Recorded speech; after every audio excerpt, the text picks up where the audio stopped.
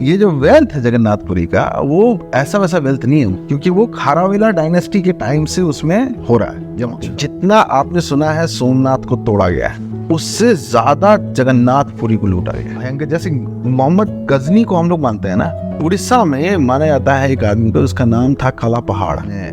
जो बंगाल का सुल्तान था, उसने कहा कि जाओ और तुम जगन्नाथपुरी का सारा वेल्थ लूटो, और बुद्ध शिकन बनना था इनको। और काला पहाड़ ने उस मूर्ति को उठा लिया और हुगली में जाकर के उसने शायद अपने सुल्तान या किसी के सामने उसमें माचिस मारा और आग लगा। और आपको पता है कि जगन्नाथ में एक ब्रह्म तत्व होता है।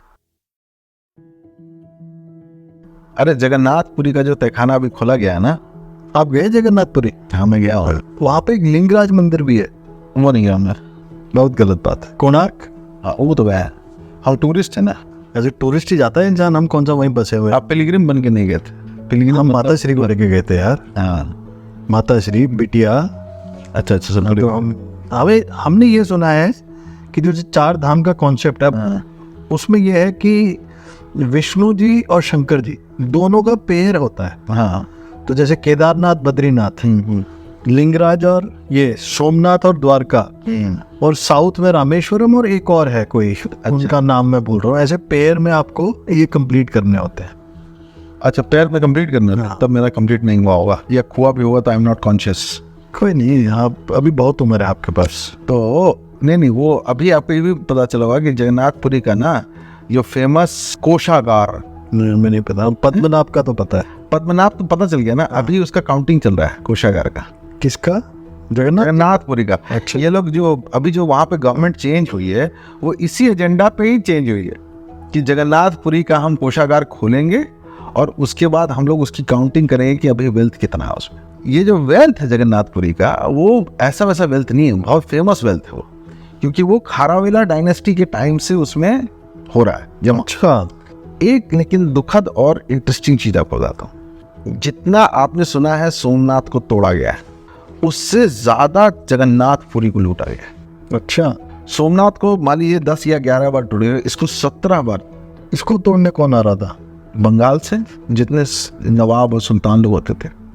अच्छा। प्लस मुगल लोग आते थे, प्लस आप विश्वास नहीं करोगे कि 2 मुगल जनरल्स को मंदिर हमें तो उठा ही नहीं हुआ। हाँ वही हमें जो प्रतीत हुआ वो मतलब वही एंशंट ही है। हाँ नहीं वो 12वीं शताब्दी का है ना। हाँ जैसे आप उससे पहले का जो मंदिर है उसके बारे में नहीं पता, लेकिन अभी जो खड़ा है वो 12वीं शताब्दी का मंदिर। जैसे बद्रीनाथ जी जाओगे तो आपको दिखता है कि हाँ भाई रिसेंट है हाँ कंस्ट्रक्शन, बट वहाँ जाके आपको महसूस होता है कि यार आप किसी पुरानी जगह पे आ गए। हाँ अच्छा, उसको ना यंग अभी के जो हिस्टोरियंस हैं वो लोग ये कहते हैं कि ये कोई बुद्धिस्ट था जिसको कि हम लोगों ने कन्वर्ट कर दिया इनटू अच्छा ये जो मंदिर था, अरे यार ये हमेशा ज्ञान जो है ना, ये हर जगह का हर चीज में पहले बुद्धिस्ट था। राम जी पहले बुद्धिस्ट से बाद में राम जी बने, मतलब मंदिर के लिए आया था, ये नहीं आया था। हाँ जो भी है, तो हर चीज पहले बुद्धिस्ट थी। तो इन्होंने ये भी डिक्लेयर कर दिया कि जगन्नाथपुरी बुद्धिस्ट थी। लेकिन इसकी जो कहानी है ना, ये इसमें एक बहुत ही भयंकर, जैसे मोहम्मद गजनी को हम लोग मानते हैं ना, उड़ीसा में माना जाता है एक आदमी को, उसका नाम था काला पहाड़। बहुत लंबा चौड़ा अफगान था, जिसको कि बहुत सारे हिस्टोरियंस ये कहते हैं कि वो जो था वो कोई ब्राह्मण था जो कि कन्वर्ट कर गया था। बीच बंगाल का वो कुछ था। हाँ बंगाल का हमने विलियम डैलरम्पल की बुक में पढ़ा है हाँ इस बंदे के बारे में। तो वो नहीं था वैसा, वो अफगान था प्रॉपर, और वो उसकी लाइनेज है।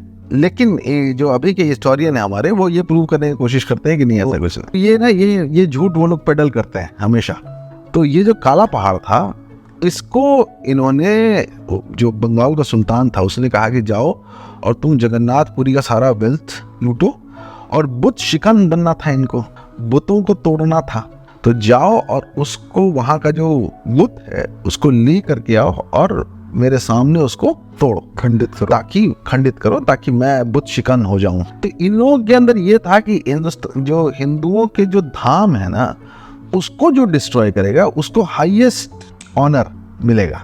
तो काला पहाड़ जी को ये दिया गया है। तो उस समय ये माना जाता है कि ये जो अभी जो विग्रह है ना इनकी जगन्नाथपुरी के, तो उस समय इनका जो विग्रह था वो ट्रैवल करता था कहीं, तो वो हमला कर दिया, जबकि ये विग्रह जो था वो चिल्का लेक के पास एक और मंदिर है जहाँ पे कि वो स्थापित थे उस समय का। अब कुछ है स्टोरी जिसके अंदर कि शायद ये मंदिर से उन लोग सेफ नहीं समझ रहे थे कि भाई वो अटैक हो सकता है। अब mandir is on the sea side, तो इन्होंने क्या कहता है कि वो विग्रह को उठा करके वो लोग चिल्का लेक के एक आइलैंड पे ले आकर के उसको, वहाँ पे 10-11 साल थे वो, उसी आइलैंड पे उनकी पूजा हो रही थी।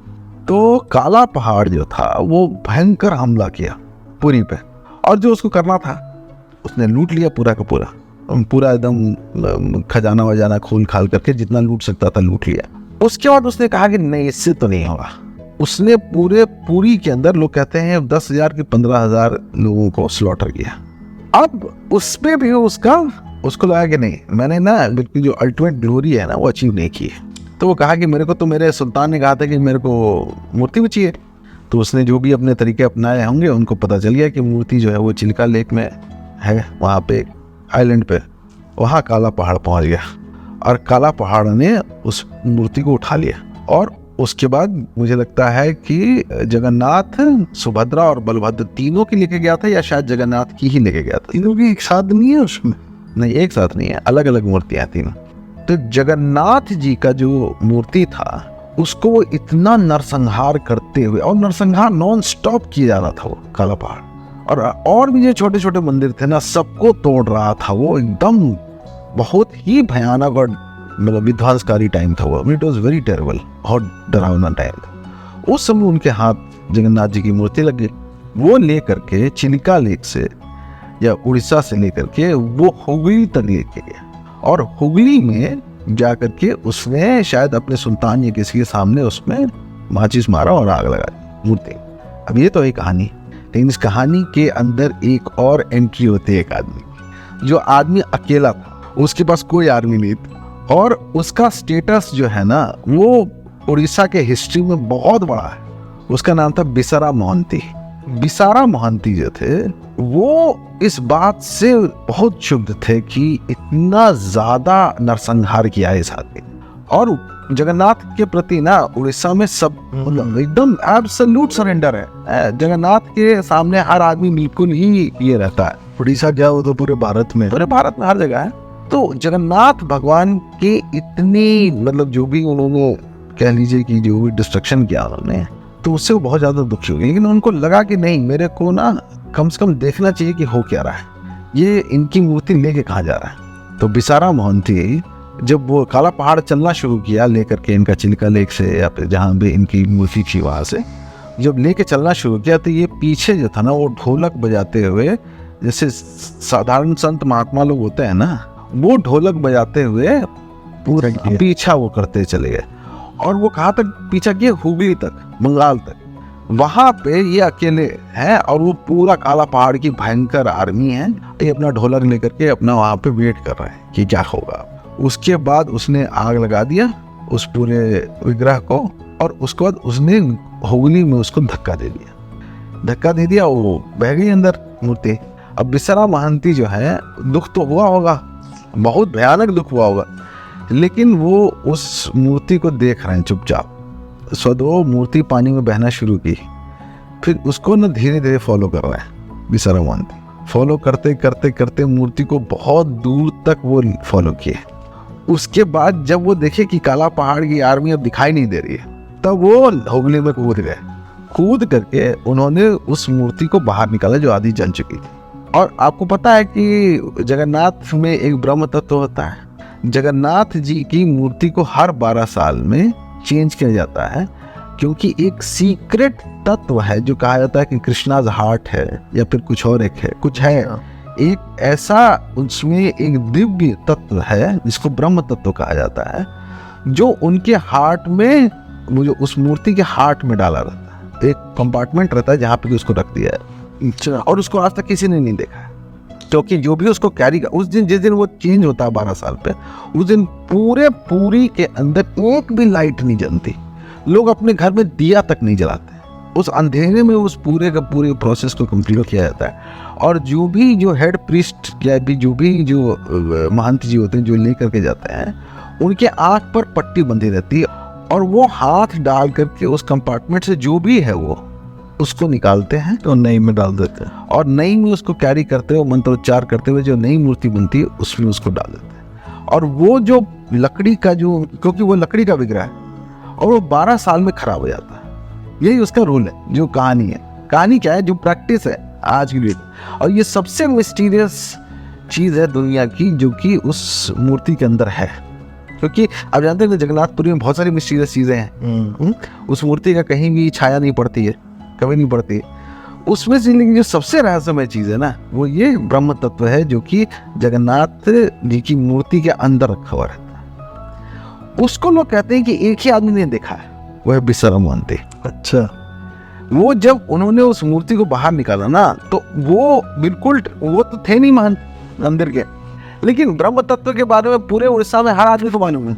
तो उसके बाद बिसरा मोहंती ने क्या किया, वो जो विग्रह था उसको उन्होंने नदी किनारे खींचा और उसके बाद जो उसके जो हृदय के पास जो उसका कंपार्टमेंट होता है उसको खोला, उस ब्रह्म तत्व को निकाला और अपनी ढोलक में उसको छुपाया।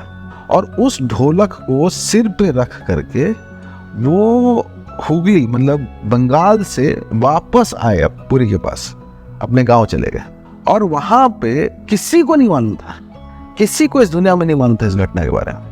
और वो उस ढोलक को रख दिए जहां वो पूजा करते थे और रोज उस ढोलक की पूजा करते थे। तो लोग डिक्लेयर कर दिए कि पागल है वो, या फिर उन्होंने कह दिया कि यार इसका दिमाग खराब हो गया। लेकिन उस ढोलक की वो पूजा करते रहते, ना किसी को परिवार में मालूम, किसी को नहीं मालूम है कि उस ढोलक में क्या है।